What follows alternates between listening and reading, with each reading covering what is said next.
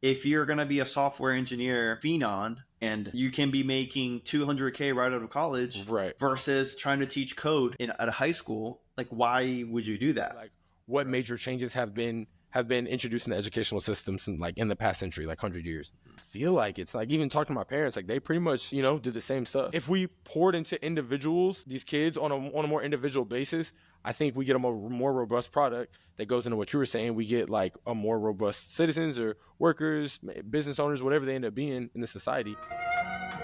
Yo, B, let's go. You may have seen the clip and maybe heard word of mouth, yet another podcast. Man, what could it be about? Is it truth or opinion? A couple of contradictions. We're here to challenge tradition and twist your vision. So we set on a mission to bring you rebel wisdom. What's going on, Rebels? Welcome back to another episode of Rebel Wisdom. This week we'll be speaking on the education system, specifically how it could be outdated or maybe flawed, and we're gonna kind of rebel the traditions against how school is taught. Keeping in mind that we're primarily going to speak to elementary school through high school, the required schooling, not so much college or universities, but some of it does apply as well. So again, this is going to be pretty conversational, back and forth. I know me and B both have been out of any formal education system for quite a while now, maybe just doing some learning on the side, but we certainly haven't been in school in some years. So I'm definitely looking from a far removed perspective, but I think there's some blaring, do I want to say, flaws in the education system as we see it today. Even for me, not having a kid coming up in this system yet, but I have a sister that actually teaches what she teach, like elementary school. So I'm very tapped into what she goes through. She teaches at an all-boys school in Ohio. She's always like feeding me information and kind of keeping me abreast on how the school systems operate now. And I think there's some room for improvement. Do we have all the answers? Maybe not. We can certainly rebel it.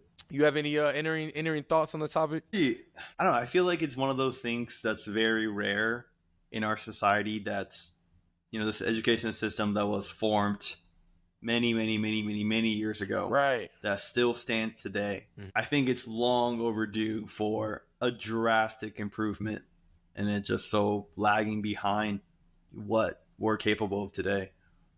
Right. And when I think about that, right, first I want to say, sure, this is not, Rome wasn't built in a day. You can't just like, all right, we're going to turn all schools off nationwide for a week. We're just going to revamp the whole process. Like, school has to continue, right? So I do get it. I think most people would understand that is a slow process. But you look at society and the advancement of, you look to your left and right, literally everything, the advancement of cars, the advancement of technology, the advancement of architecture, like literally anything, financial systems, whatever. And to have this like antiquated school system that literally sets the foundation for how you will learn, adapt, and operate as an adult. The further time progresses and the further we get away from modernizing the education system, I think it's just gonna get worse. So certainly as society progresses, I think like somehow, little by little, we should start seeing these changes in school systems. And again, I know for a fact that I don't, know all the changes that are going on. I know certain things are happening, but I feel like it's not on a massive scale yet, Like, I think most schools are lagging in that sense. I think it's just any government organized entities. It's just so much red tape and no change is enough, but what? Yeah. Going through school for, I don't know, like literally K to college. Like, what was your least favorite part of school? That could be one of the flaws, right? Yeah, just because I don't like it, though, I wouldn't say it's a flaw. Every kid's inherently gonna not like a part of school, and then hopefully, like another part of school.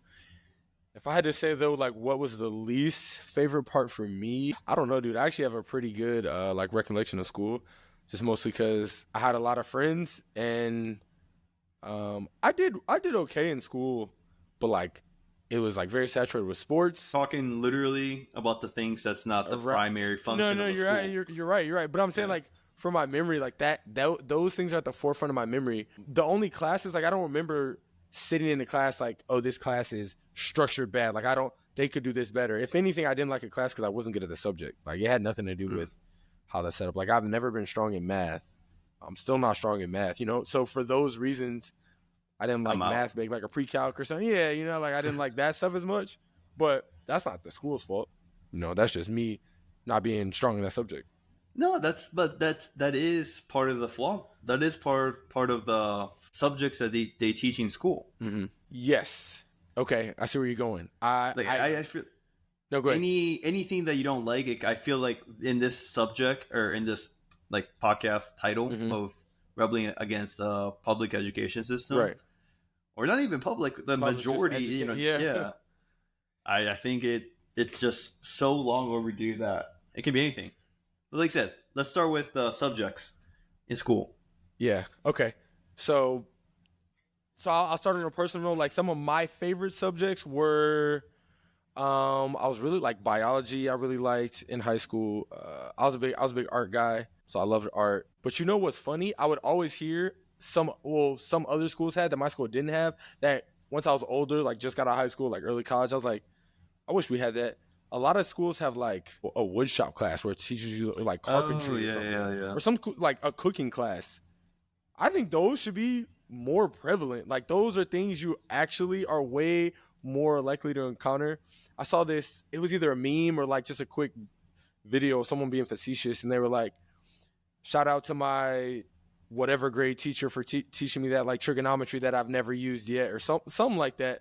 And it was just like, yeah, where are these classes? Like I was talking to you about previously, them teaching like how to file taxes or understand taxes in school. Where are those classes? Yeah, that's You know what yeah, that is one gripe that I think everyone has, and in particular is, I mean, there's a lot of subjects, and I mean, I don't necessarily see the benefits of like American history, maybe pride. I don't see the benefit of creative writing. I'm not in a creative like writing field. And I mean, but then you can argue, oh, because whatever. But then me going through high level math classes in college, Yes. and using math pretty much every day Yes. at my everyday work, I still don't understand the point of geometry. Yeah. That was like that's like the biggest confusion I have about the math classes. Right. And I mean, you look at calc, and it's like all calculus. I mean, calculus, it does kind of apply. You can go, yeah. To it. Calc is like a stem of so many things, but geometry. I'm still trying to think of applications for. I don't know. I'm sure. I mean, if they teach it, so I'm sure there's good applications, but I have yet to use it. Or that's the thing. Maybe there was good application and it just carried on for all these years. Before we get too deep into it, though, I do want to know, like, what were some of your favorite subjects or least favorite? I mean, the favorite ones, I always like the math classes because it was it was so easy, and how they build the problems and how it cancels out and moves this. It all works out. It's like it feels good being able to solve it. No, okay, so it's like you looking like a puzzle, yeah. Yeah, right, exactly. But then my least, I mean, I had a lot of subjects that I didn't like, but it was so boring. That was the thing. Like, another gripe I have about school is like they tailor the pace of the learning to the slowest kid in the class, right? Like no kids behind or something like that. Right. That's fine, right? That makes sense, but there's no option for people that's good at the subject or just better in school to, get ahead. Right. Why do you have to be in that? Why do you have to take 8 months out of the year to learn the first part of American history? Yeah. You know what I mean? Yeah.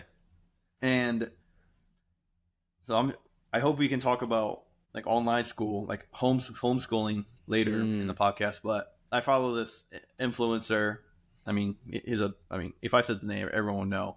But their kids, they've been homeschooled for however many years, right?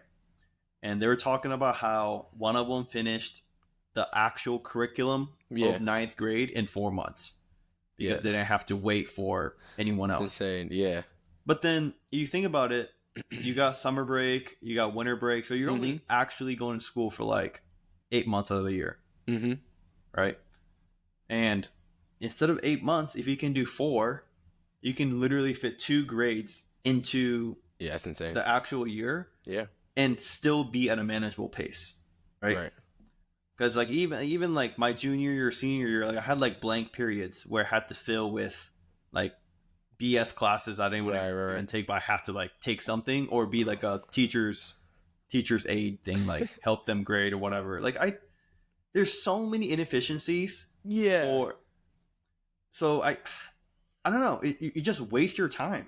Like instead of graduating at 18, like academically, I feel like people would be able to graduate high school at like 14.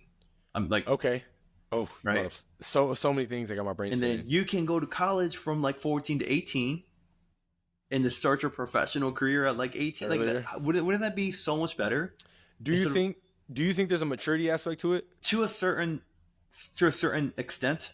Like, yes, I think people should go through puberty before they enter the like public, right? Be a contributing a citizen for the country, right? But after puberty, like I meet 40, 50-year-olds that's very, very, very immature.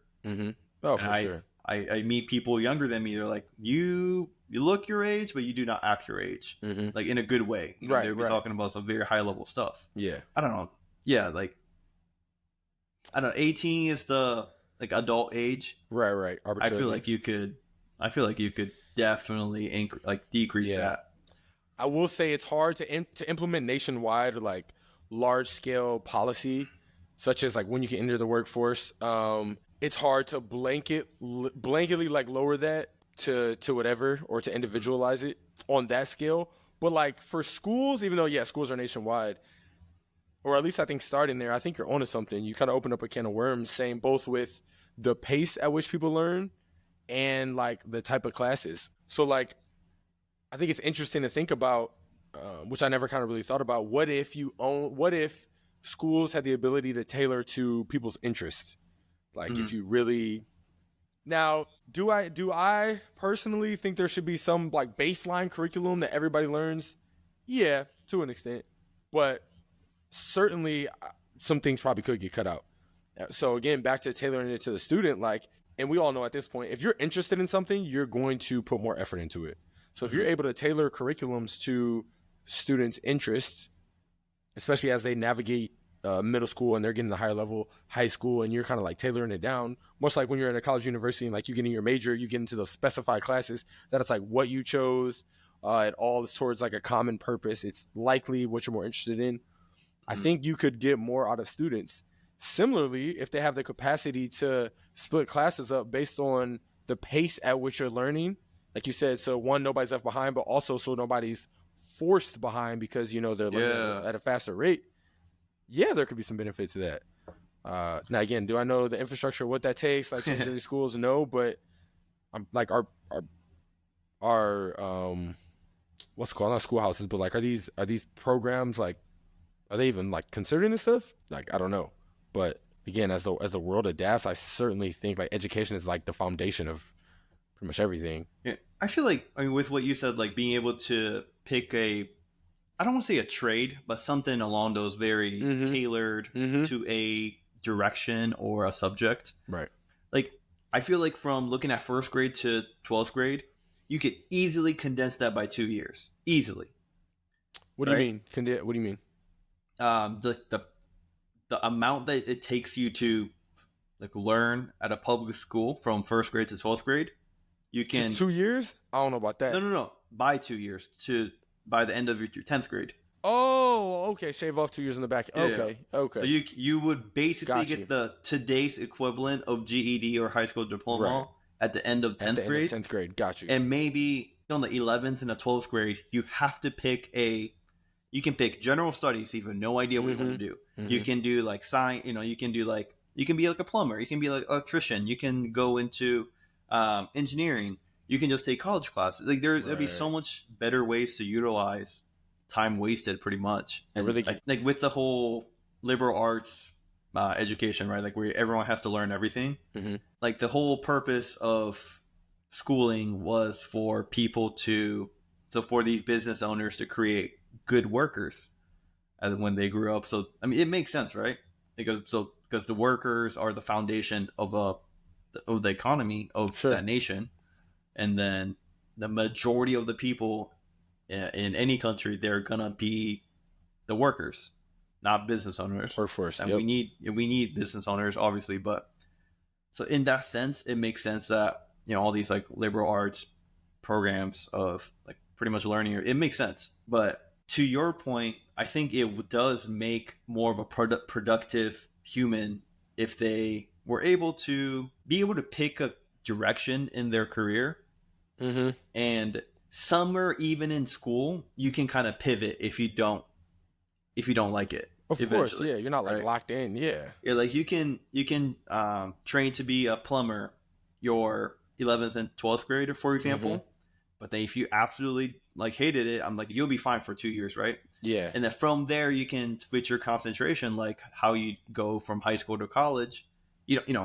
can start up a brand new field, and even in college, like you can, even after college, like you could transition into any type of master's if you have the prerequisites Of course. for what that master's program requires you to take. But yeah, that's like a simple enough change that like we could make nationwide, and it just doesn't make sense. We're just tailoring to, I don't want to say it, but like the lowest performing person in the class, which Mm-hmm. I'm not saying to leave them behind. They can still be in the regular track that we're going through now, but Right.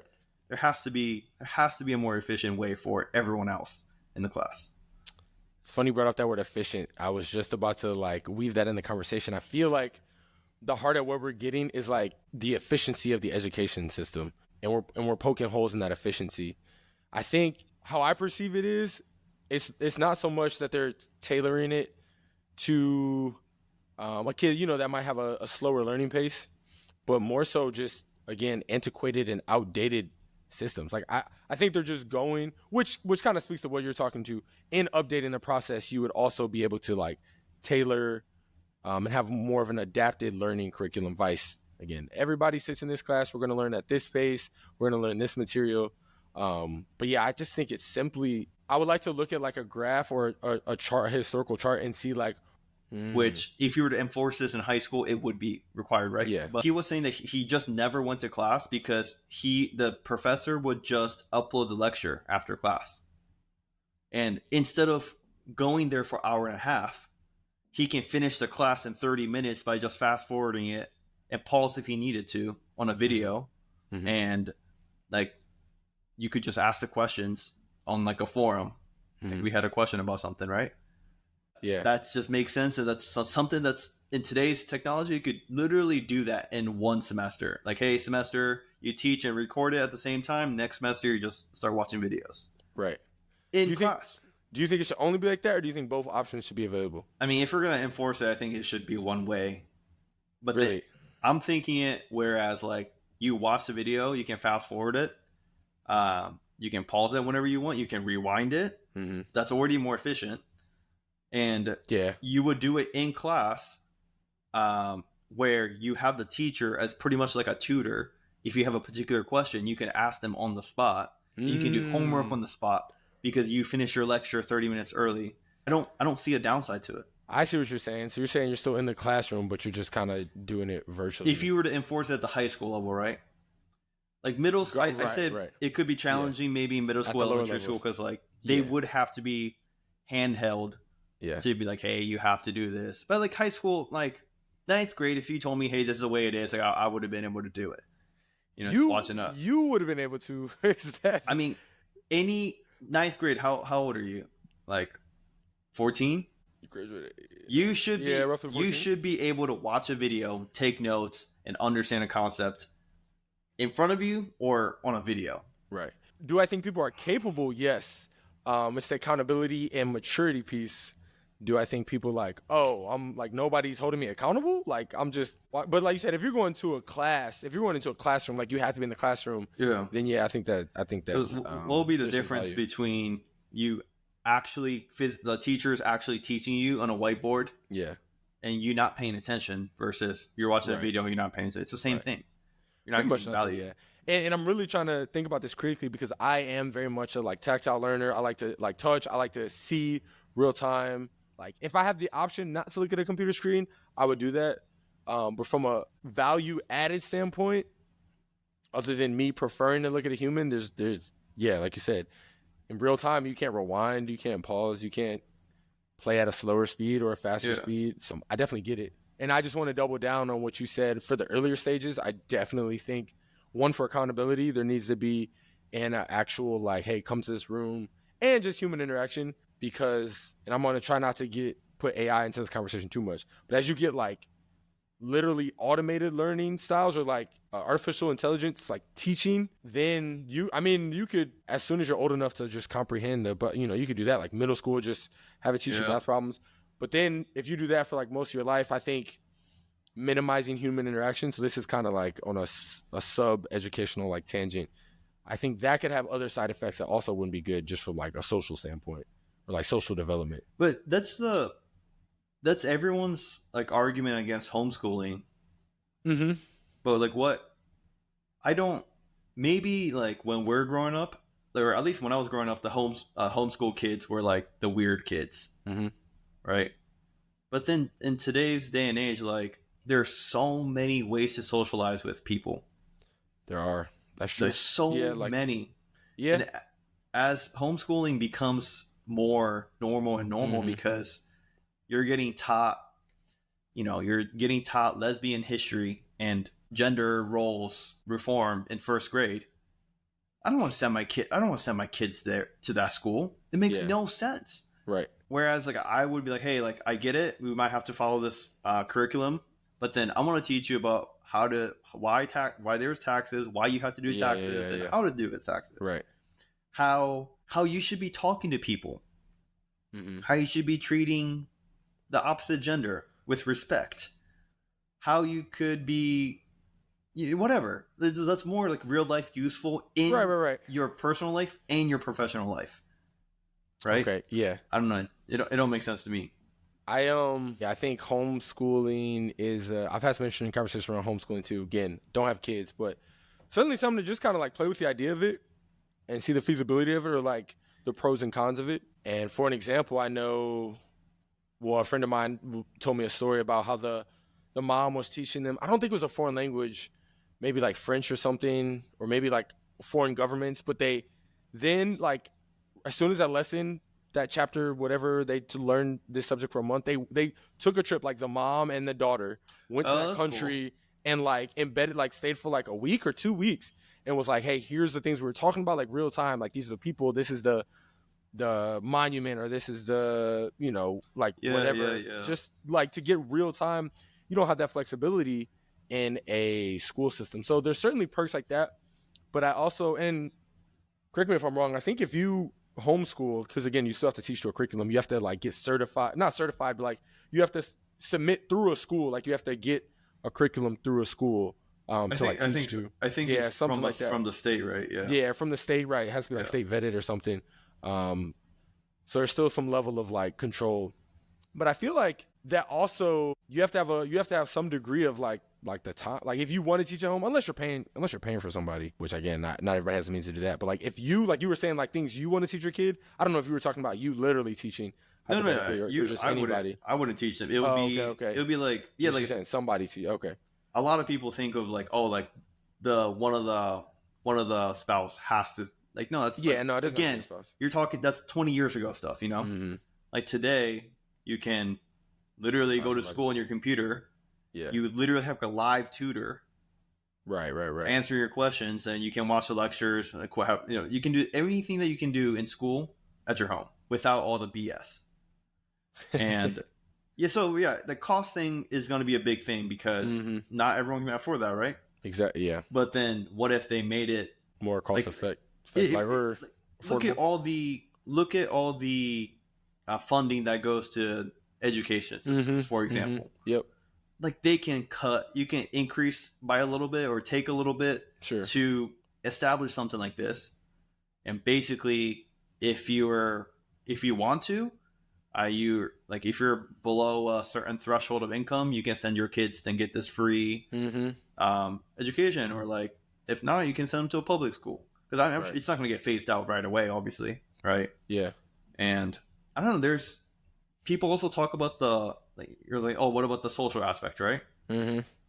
But that's probably like the number one thing that people bring up. But then what about on the other side of the social aspect? Like kids kill themselves and they get hurt by bullying, Yeah. and I mean, what about that side? You know what I Yeah. mean?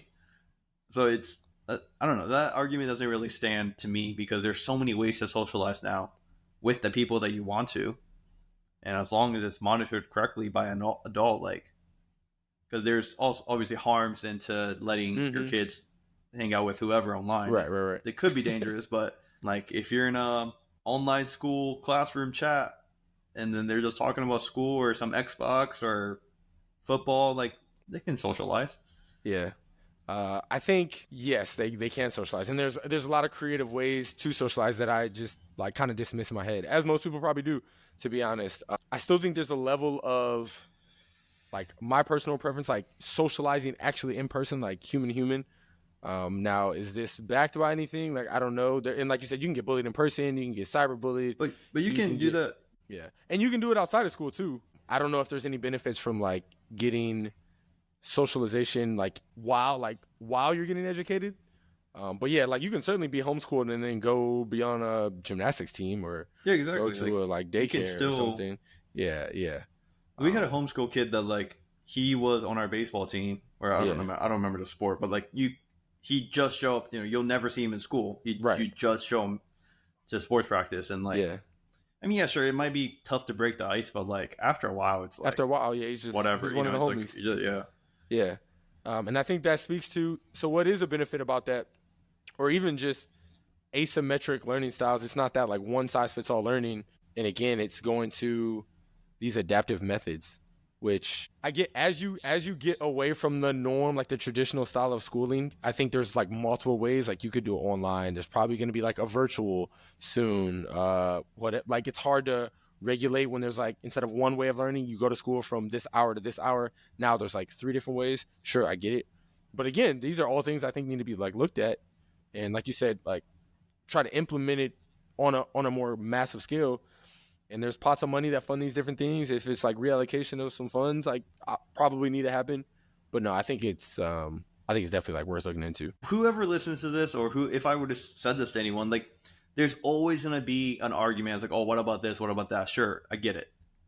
But my point is using technology and looking at new ways to do old things that's more efficient has more advantages than disadvantages. It's better than not. Of course, it's not going to be perfect. Right. It doesn't fill every hole, but it's like, what's the net? Yeah. like the current way is not like something that was formed in 2000 BC is probably not the best method. I mean, maybe it's not 2000 BC, but ancient times is probably not the best thing. Isn't our today's teaching style the like originally founded by Socrates?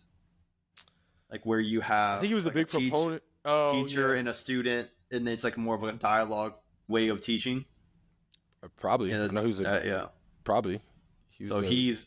I mean, I don't even know how old Socrates is. Yeah. So old enough that we can start thinking about change. How about that? Yeah, exactly. Yeah, and then from the like stemming off that from the traditional like teacher student perspective, further digging into the kind of adaptive learning style, I guess, or different ways to test. There's also been conversations like people don't like the testing, how we're tested, standardized testing, I guess, like ACT, SATs, testing these very like specific categories. And some people are saying like, hey, are there different ways we can now assess people to see if they have these different skills, vice just, hey, do these math problems, hey, read this and tell us, like reading comprehension, like tell us what you drew from it. Could we do some I don't even know, but like group stuff, whatever it looks like. But I think that's another thing to look into, getting away from one standardized test, like especially if we're adapting the teaching style. Why wouldn't it? I feel like it only makes sense to adapt the testing style as well. How else would you like what? I mean, Tell I'm me not more saying about that.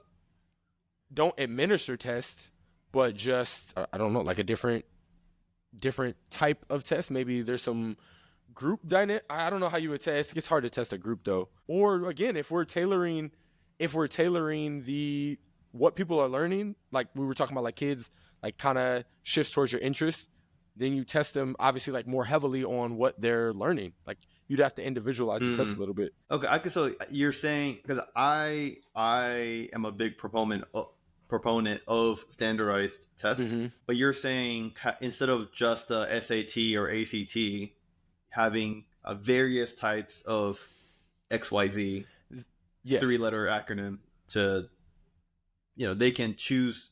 Maybe if you want to go into an engineering major, you take one that's like STEM focused. That's called a DTA. Right. And yeah, like if you're more into the liberal studies, I guess, English, social studies, like history, politics, like that kind of stuff, that they can take one.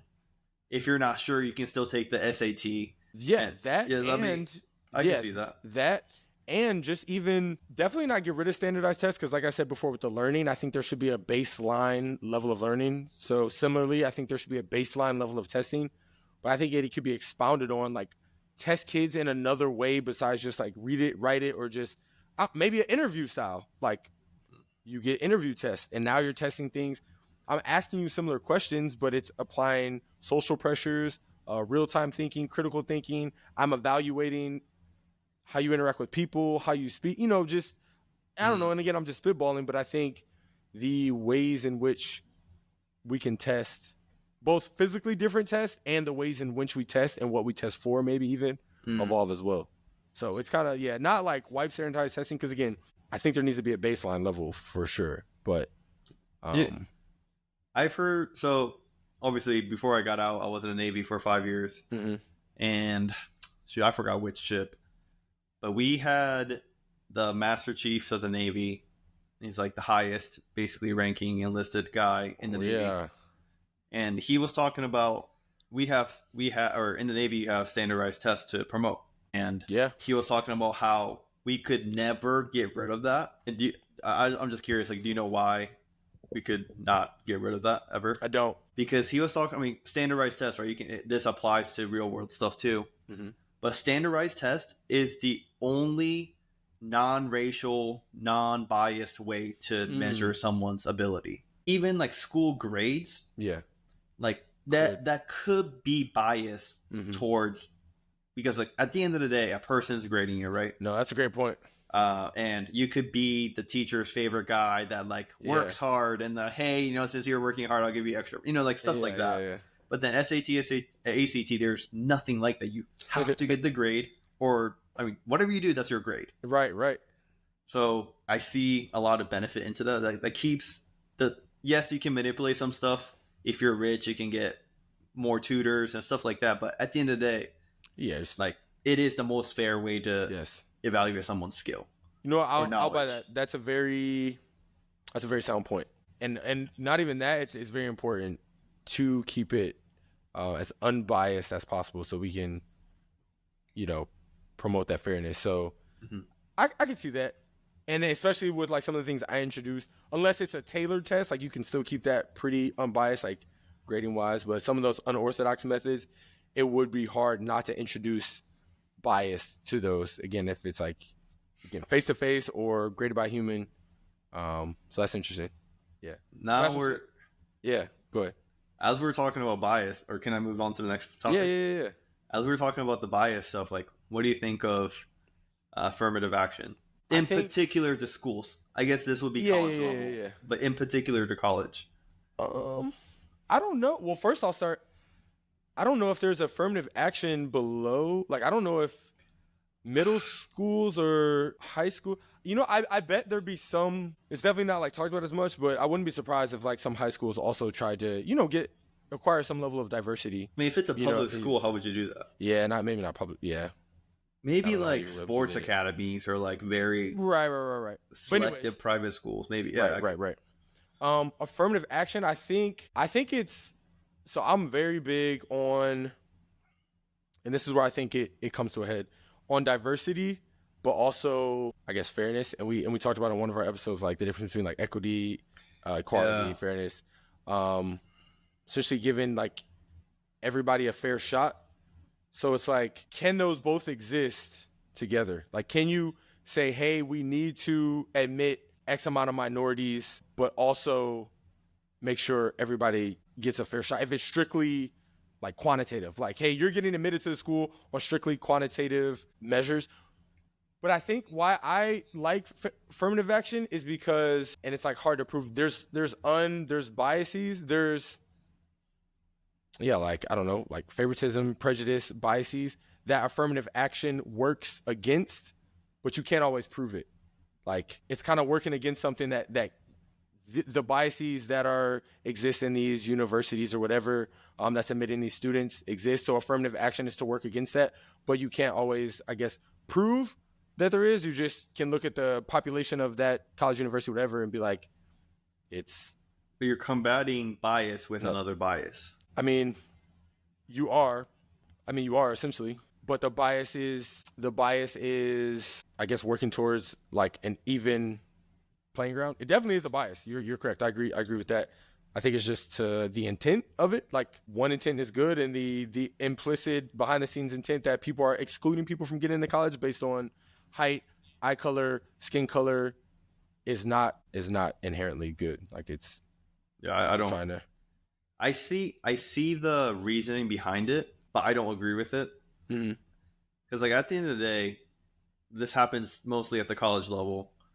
But college, at the end of the day, is a business, regardless of what people say it is or it's not. Right. You know, and as a business, they can do whatever they want to make more money. That's pretty much comes down to that. Okay. And if the message of the college is like, hey, like we do all this stuff, like we have so much diversity, and that brings in more interest and attracts more people, then I mean, it is the way that is. But I do want to point out some probably like the best organizations in the world, whatever that is. It could be a company, it could be whatever, right? Yeah.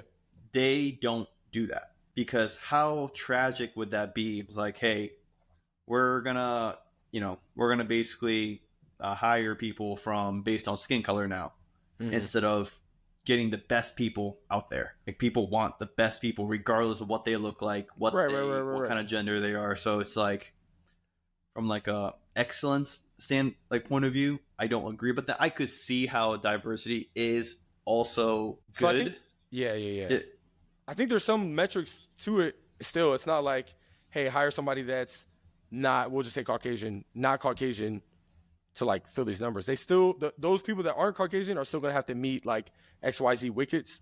So you're not necessarily slacking in your effectiveness or your like gross potential, whatever, because to that point, like, there could be like a high performing company that could be excluding people that are qualified or more qualified still.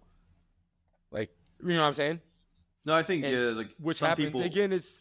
It's just hard to prove, which goes back to me just saying, I think like affirmative action is a good intent. And again, whoever's getting admitted, whether it's profession, job, college, like, need to be qualified. Like, there's a standard that needs to be met, right? But I think there's standards. I think people are meeting those standards that are outside of whatever that population looks like. And I think that's what affirmative action is getting at. Like, hey, we're still prestigious, whatever. We still have a high standard. But like, if everybody operates and looks the same and thinks the same, that could be an issue. But again, super hard to like, I guess. Yeah, I guess quantify. I mean, sure, you could say if they meet a certain level of standard, but then the competition is less. So you're taking someone that just meets standards pool versus someone that excels way beyond the standard. Yeah. So you are like kind of going down in talent pool. If that makes sense. I mean, in that specific case, but I mean, I'm sure there's people that don't match the population that are also like exceeding. If they're excelling, you don't need affirmative action. They'll just get in by merit. That's the thing.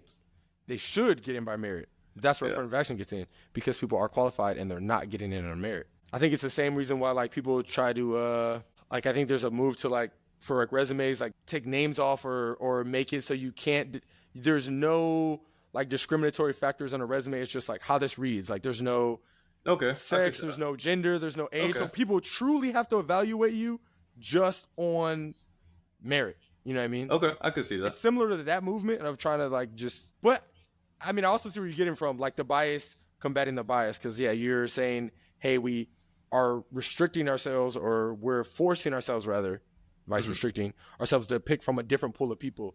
So inherently by doing that, you're minimizing your overall pool of people to choose from. But a lot of times when people are given that overall pool, they're isolating from a certain amount of people they're picking from. So affirmative action, I think in like principle, is supposed to have you like open your aperture of like who you look at to accept. Is how I interpret it, and why I think it can be good. Yeah, but We can move on to the next topic. no, that's a good topic, because I know like they're trying to do away with, and I haven't, to be honest, I haven't really read into it too much, but they're trying to do like away with affirmative action, like not like now nationwide, as I understand it. Like get away from it. They're trying to Okay. like get rid of affirmative action. Yeah, I think for colleges at least. I don't think it's like in general. And there were some issues with that. So it's definitely like a prevalent topic. Yeah, no, I think yeah. Yeah. So yeah, that's a good one to talk on. And then Well, we might have to do a follow up on this affirmative action. that would be good. That would be good. But yeah, okay. I have another topic that I kind of want to discuss. Maybe Shoot. more prevalent at the elementary to high school level. Okay. But people that's like education fundamentally is probably one of the most important things like you could be doing in life, right? Not just when you're a kid or anything, right? Right. And right now a teaching standard, like you said, your sister's a teacher. Teachers are very known to be paid very little. Yes. Unfortunately. And that teacher, I think, in today's education system plays such a major role, right? We should be trying to get the brightest and the best people as teachers. But no one wants to do that, because if you're going to be a software engineer phenom and you can be making $200K right out of college, right, versus trying to teach code at a high school, like why would you do that, right? And so yeah, so what are you thinking about teachers' pay? No, I love that, and shout out to my sister. I definitely think teachers should get paid more, and not to detract from this topic too much. It kind of goes hand in hand, but I've often said, like, compare teacher to a like professional athlete. Who has more, I don't want to say societal impact, because a professional athlete could have a huge amount of societal impact. But I'm talking about from like grooming humans, like they have societal impact on the fact of like popularity and like influence from their like personality and characteristics. But as far as influence from a developmental standpoint, molding the future, teachers should be one of the highest paid jobs, again, Yeah. in my opinion. But like you said, everything's a business, and for the way economy works, I guess, like not demand. I don't know why. I'll be honest, like I don't know why teachers aren't paid more. I think, peeling it back, if teachers are paid more, which fosters more people to teach, which again, now you're talking about a wider pool again, you'll probably get more enthusiastic teachers, or more people that are more spirited about teaching, maybe even higher level of education in whatever they teach. So now they're delivering a better product to the students, who are now able to, learn maybe better or get more information. And it's a trickle down effect that ultimately gives us a better product. The product being a more enthusiastic, a student who has learned more. Like 100%. Like I think teachers, like and again, that's one thing I think that could be changed relatively, like all these other structural changes we're talking about that might actually be a little bit harder to implement or take more time. As far as like teachers' pay, I think that could be a quicker change, and just by increasing that, you will start to see a shift. Yeah, no, I agree with what you said. Like, if you pay them more, you would see better people. I totally agree with that. I think the challenge is with jobs that, regardless of how you perform to a certain level, like your pay's not going to change. You could be the best school teacher by whatever I mean, I don't know. Whatever metric you use, that's also could be biased, because if you just wanted to be the best teacher, you Just could give the give best out the grades. answer. Yeah. Yeah, you can just give Right. everyone's A, right? Right. But then I think I could be wrong on this, but I think schools implement like, hey, certain people need to get this grade, certain people need to get this grade. And not everyone can have 100% in the class. So I could be wrong, Really? but Yeah. so with that with that being the case, you could have the best teacher and you could have the worst teacher that's meeting bare minimum Right. requirement, and they will get paid the same. There's Right. no competition to Yeah. perform better. There's no incentive for the teacher to be a better teacher. Basically, that would have to come from themselves, and that's a very slippery slope, I guess. Yeah, that's true. Is there no It's like, is there no incentives for like teachers? There has to be like some type of separation factor.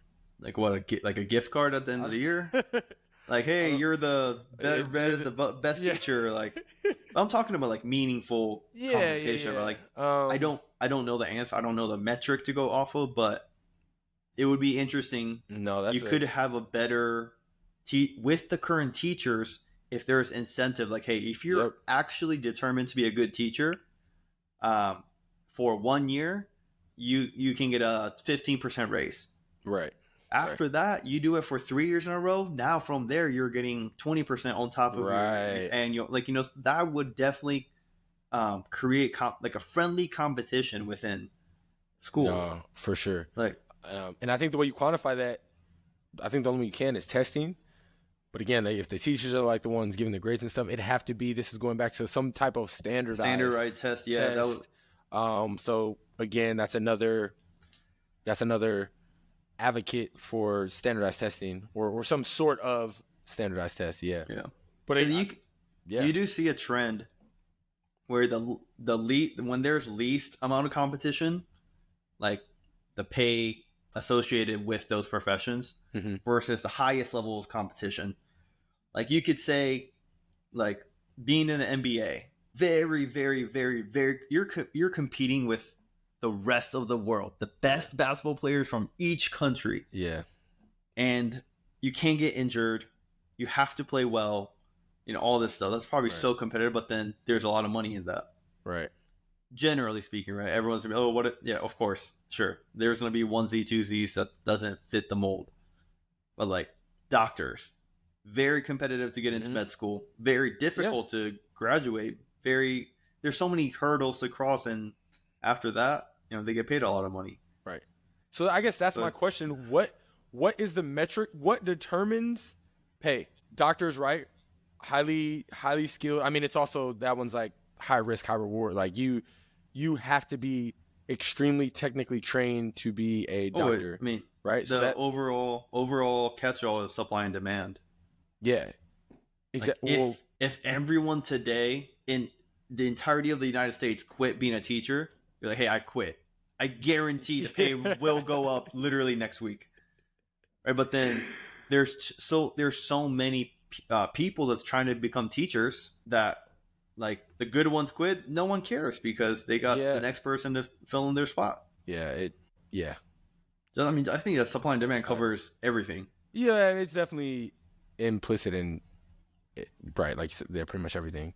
But is it? No, you make a good point. Because I'm gonna say, it's also like a supply and demand from the consumer or like patient side. Like, again, people are always going to get hurt. There's always going to be a demand for urgent care or patient care. I mean, people probably aren't going to watch sport, or probably going to, I don't see viewership of sports like going anywhere anytime soon. But if you think about it from that aspect, ain't nobody stopping going to school. Like, people are going to need education, even if it shifts in a manner that we kind of spoke about, whether it's virtual or you still need teachers to, be online to help teach and stuff.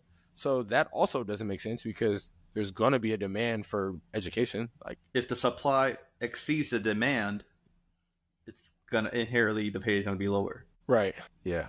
Well, dang, I guess we're not going to solve the world's problems here. Yeah, no, not today. maybe in the next episode. Trying to look out for these teachers out here, man. I don't know. But yeah. But I mean, that does, like I said, we're just here to talk about it, and then it's just kind of point out the obvious, how the current education system as a whole inside the schools and how teachers are getting paid to everything, right? But it just 100%. kind of, I don't know. Shoot, talking about it kind of makes me sad.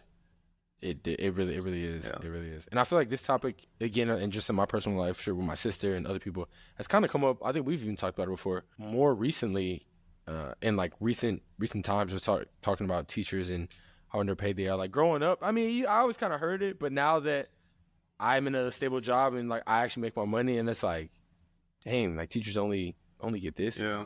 And it's funny, the point you just brought up. Actually, I was home this past weekend, and I linked up with one of my high school teachers, and he lives like, so he was my basketball coach, and he was like an assistant teacher at my high school when I was in high school. He's still at the high school, but he lives like pretty far away. And he said the reason he still teaches at this school is because my high school pays teachers more than, and it's like one of the top paying schools, and I don't know for sure, but like that region, like it is a very notable school for its compensation. But it was also known as a blue ribbon school when I was in high school. It's also highly like regarded academically. Like it's a very good academic school. It's a public school too. But now we're talking about this. There's that correlate. Like they pay their teachers more than any of the surrounding schools, like even beyond the states. And now and they get better. The students get better test scores, and it's it has all these like academic achievements, such as like being deemed a blue ribbon school. Like there's the correlate. And he was literally this weekend. He was like, "Yeah, I can't go anywhere else. Like like the school I went to, Orange, is a good school. Like it's a good look. Like being known, like be a teacher there is like that's a good look." And he's getting paid more. He's like, "Yeah, like why would I leave?" And he even gave us some insight. He was like, when a job opening opens up at that school, there's like, for one teacher position, there's like thousands of applicants. Oh, interesting. Which he said is not the norm. Like that's more than the norm. So yeah, I mean, yeah, it all makes sense, but that doesn't make it any less easier to solve the problem. Yeah. Yeah. But definitely think there's a correlation there. So you might be onto something. I have a separate question. Oh yeah. So like I don't know. I learned it in first grade. I don't know when. I went to Japanese school from first grade to fifth grade. Mm-hmm. But the multiplication table, like you have to learn that, right? Like 2 times 2, 4, you know. And you have to just go down the line. Right. Like with today's technology, like you don't need to memorize certain stuff anymore, right? Definitely not. Do you think that's still like, do we still need to learn that? Because it would be nice to know what 7 times 6 is from off the top of my head. It is. Yeah. It is nicer. But I wouldn't be too far behind if I took out my calculator from on my phone and just punched it in 2 seconds slower than if I just did it in my head. Yes. So I agree. And as I stated earlier, me not being a math guy, like big time phone calculator guy right here. Big time. It does the same thing as if you just memorized it. Yes, and I think no, go ahead. I don't know if I'm missing something or like, I mean, there's gonna be so many things like learning history, right? Why do I need to learn history? I can go up on Wikipedia right now and pull up. I can learn about the entire like 3 classes worth in a 10-minute read. Probably not as detailed. I get it, but you got the gist of it. It's not like you remember everything after like 10 years later. Yeah. You might be onto something, and I think the argument for those things would be one, to build. I think there's 2, and one of them I think we can easily debunk. But one, just so you have the baseline knowledge of that. Like, yeah, it's not a strong reasoning, but like, yeah, it's gonna be like if technology goes away, right? Why would it wouldn't? Hypothetical, right? In the event that you don't have access to, I mean, there could be a thing if I can't think of an example. Maybe you're building a structure in the desert and you're using measurement tools and you don't have anything to like add or multiply I don't know. Or there's a EMP blast goes off and all technology in this radius is down like temporary. Like there could be an instance exist that you don't have access to a computer, phone, etc. Where it would be good to have those fundamental skills, right? That's one reason I could see people advocating for it. Secondly, it's just to learn how to develop those skills. Simply to learn like how to learn math. But critical thinking side. But you could debunk that by saying like, we're going to learn something else. So you can learn how to learn other things that are actually more applicable. So that's why I think that's like debatable. But I do think there is importance on like critical thinking and just learning how to learn a new skill, digest information, and be able to come to solutions. But again, you could probably do that with other topics where you can't just use a calculator and get the answer. I'm just saying in terms of hypothetical. But instead of taking first and second grade, the whole 2 years of math class to teach add, subtract, multiply, divide, you can teach that in like 1 quarter. Like, hey, this is an add symbol. Here's how to add on your phone. Calculator. Boom, right? And now you can go to algebra next, right? Yeah.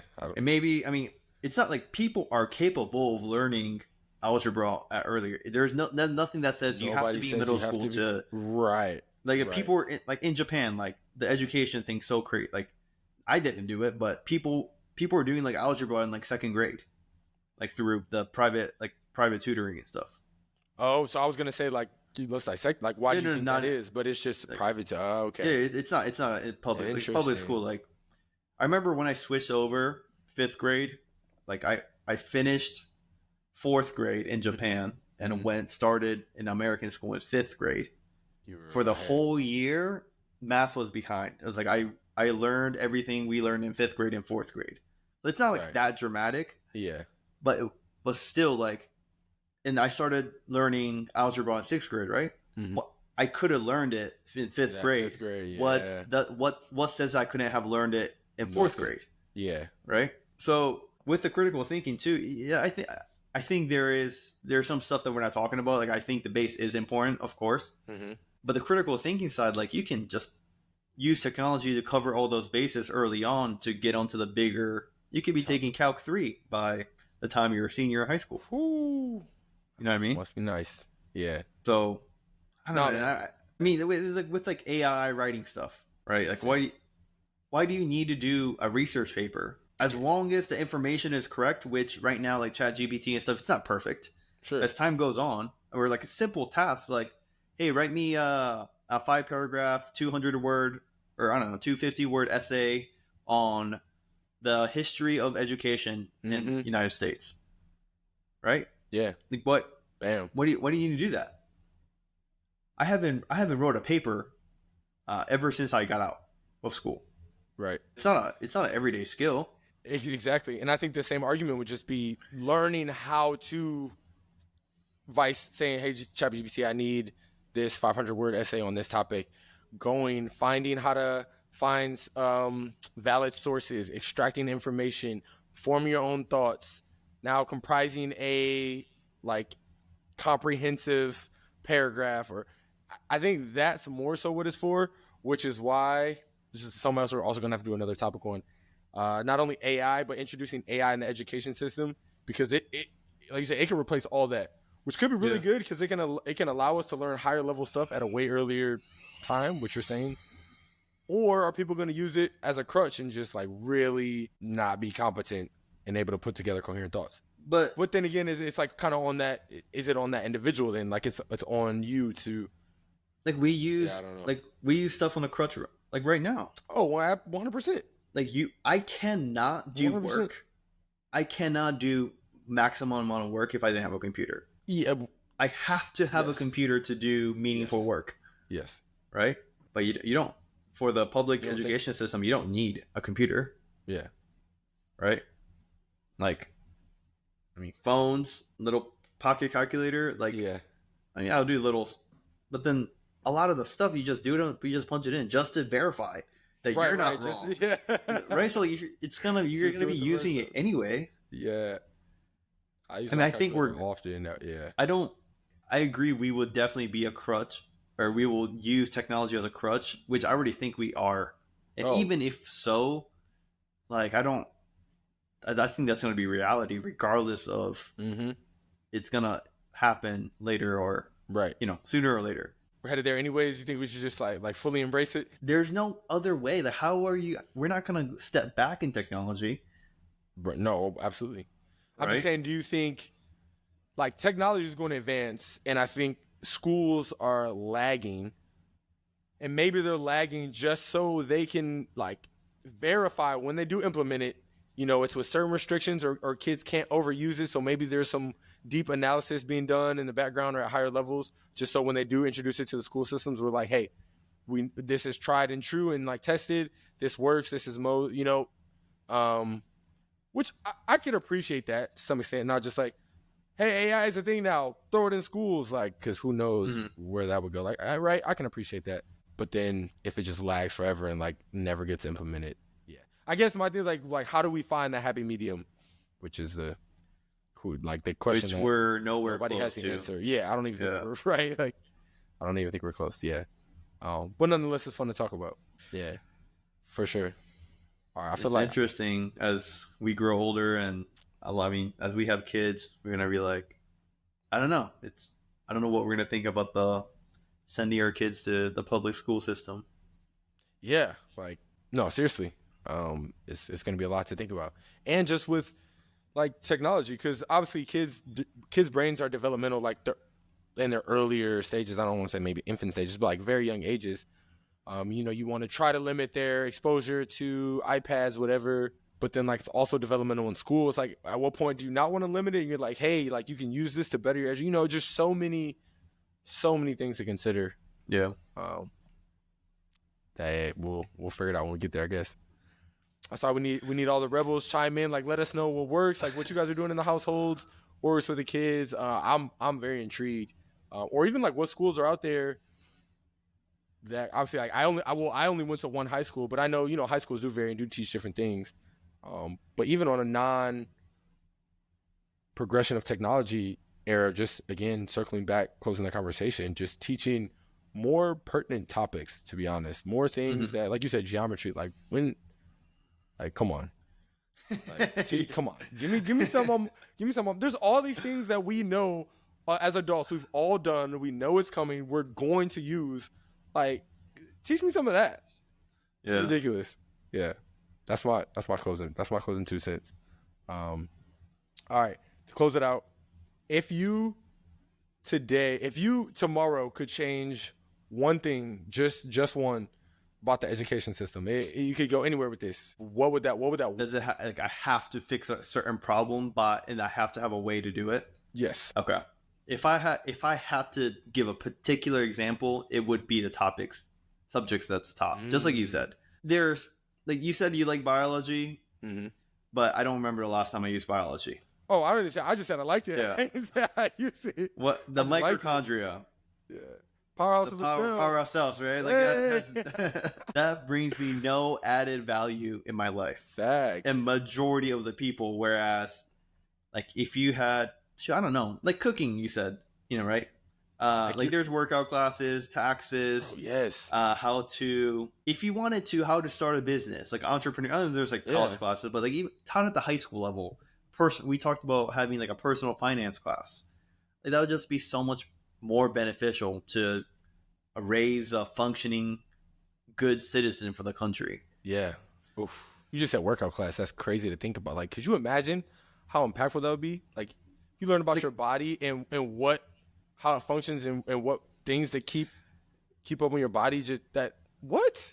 Because I had like a workout class in high school, but like it was literally, hey, go to the gym, change, go work out, go to your next class after. Yeah, I had gym class, but it wasn't educational on. Yeah. So, man, okay, I like that. Okay, that's good. That's good stuff. All right, man. I think we're gonna close it out with that. Yes, sir. Yes, sir. Beautiful. All right, Rebels. Thank you for joining us. This was a long one, but it was juicy. We'll catch you next week.